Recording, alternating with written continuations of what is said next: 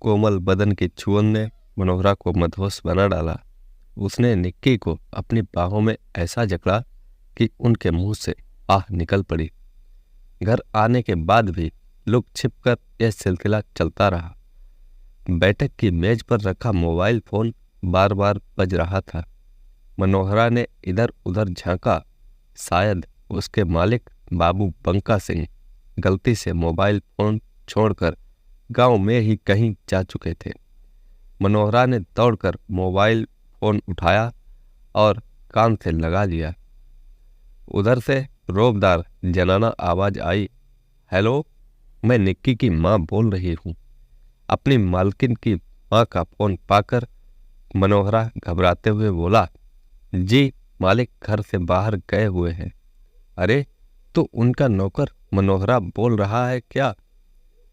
जी जी मालकिन, ठीक है, मुझे तुमसे ही बात करनी है। कल निक्की बता रही थी कि तू जितना ख्याल भैंस का रखता है उतना ख्याल निक्की का नहीं रखता। क्या यह बात सच है? मनोहरा और घबरा उठा। वह अपनी सफाई में बोला, नहीं नहीं मालकिन, यह झूठ है। मैं निक्की मालकिन का हर हुक्म मानता हूँ। ठीक है, आइंदा उनकी सेवा में कोई कोताही नहीं होनी चाहिए। इतना कहकर मोबाइल फोन कट गया। मनोहरा ने ठंडी सांस ली। उसका दिमाग दौड़ने लगा। फोन की आवाज जानी पहचानी सी लग रही थी। निक्की मालकिन जब से इस घर में आई है तब से वे कई बार उसे बेवकूफ बना चुकी हैं। उसने वोट लेकर आंगन में झांका। निक्की मालकिन अपना हाथ में मोबाइल फोन लिए हंसी के मारे लोट-पोट हो रही थीं। मनोहरा सारा माजरा समझ गया। वह मुस्कुराता हुआ भैंस दोहने निकल पड़ा। निक्की बाबू बंका सिंह की दूसरी पत्नी थी। पहली पत्नी के बारे में गांव के लोगों का कहना था कि बच्चा नहीं जनने के चलते बाबू बंका सिंह ने उन्हें मारपीट कर घर से निकाल दिया था। बाद में वे मर गई थीं। निक्की पढ़ी लिखी खूबसूरत थी। वे इस बेमेल शादी के लिए बिल्कुल तैयार नहीं थीं। लेकिन माँ बाप की गरीबी और उनके आंसुओं ने उन्हें समझौता करने को मजबूर कर दिया था। शादी के कई महीनों तक निक्की बिल्कुल गुमसुम बनी रही।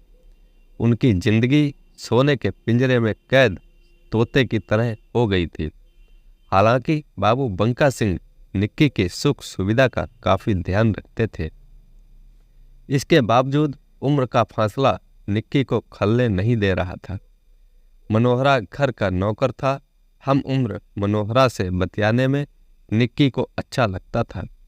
समय गुजरने के साथ साथ निक्की का जख्म भरता गया और वे खुलकर मनोहरा से हंसी ठिठोली करने लगी। उस दिन बाबू बंका सिंह गांव की पंचायत में गए हुए थे। निक्की गपशप के मूड में थी, सो उन्होंने मनोहरा को अंदर बुला लिया।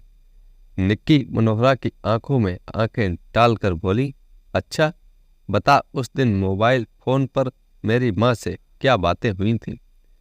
मनोहरा ही मन मुस्कुराया। फिर अनजान बनते हुए कहने लगा, कह रही थी कि मैं आपका जरा भी ख्याल नहीं रखता। हाँ हाँ, मेरी माँ ठीक ही कह रही थी। मेरे सामने तुम शर्माए से खड़े रहते हो। तुम ही बताओ मैं किस से बातें करूं? बाबू बंका सिंह की मूंछें और लाल लाल आंखें देखकर ही मैं डर जाती हूं। उनकी कद काठी देखकर मुझे अपने काका की याद आती है। एक तुम ही हो जो मुझे हमदर्द लगते हो। इस बेमेल शादी पर गांव वाले तो थू थू कर ही रहे थे। खुद मनोहरा को भी नहीं सुहाया था, पर उसकी हैसियत हमदर्दी जताने की नहीं थी, सो वह चुपचाप निक्की की बात सुनता रहा। मनोहरा को चुप देखकर निक्की बोल उठ पड़ी, मनोहरा, तुम्हारी शादी के लिए मैंने अपने मायके में 60 साल की खूबसूरत औरत पसंद की है। 60 साल? कहते हुए मनोहरा की आंखें चौड़ी हो गईं। इसमें क्या हर्ज है? जब मेरी शादी 60 साल के मर्द के साथ हो सकती है तो तुम्हारी क्यों नहीं? नहीं मालकिन, शादी बराबर की उम्र वालों के बीच ही अच्छी लगती है। तो तुमने अपने मालिक को समझाया क्यों नहीं? उन्होंने एक लड़के की खुशहाल जिंदगी क्यों बर्बाद कर दी? कहते हुए निक्की की आंखें आंसुओं से भर आईं। समय बीतता गया। निक्की की शादी के 5 साल गुजर गए, फिर भी आंगन में बच्चे की किलकारी नहीं गूंजी। निक्की को ओझा गुनी संत महात्मा सबको दिखाया गया, लेकिन नतीजा सिफर रहा। गांव समाज में निक्की को बांझ कहा जाने लगा। निक्की मालकिन दिलेर थीं। उन्हें ओझा गुनी के यहाँ चक्कर लगाना अच्छा नहीं लग रहा था। उन्होंने शहर के बड़े डॉक्टर से अपने पति का और खुद का चेकअप कराया। शहर के माहिर डॉक्टरों ने दोनों के नमूने जांच लिए और बोला, देखिए बंका सिंह, 10 दिन बाद निक्की की एक और जांच होगी, फिर सारी रिपोर्ट सौंप दी जाएगी। देखते देखते 10 दिन गुजर गए। उन दिनों गेहूं की कटाई जोरों पर थी। आकाश में बादल उमड़ घुमड़ रहे थे। सो किसानों में गेहूं समेटने की होड़ सी लगी थी। बाबू बंका सिंह को भी दम मारने की फुर्सत नहीं थी। वे दोबारा निक्की को चेकअप कराने में आनाकानी करने लगे, लेकिन निक्की की जिद के आगे उनकी एक न चली।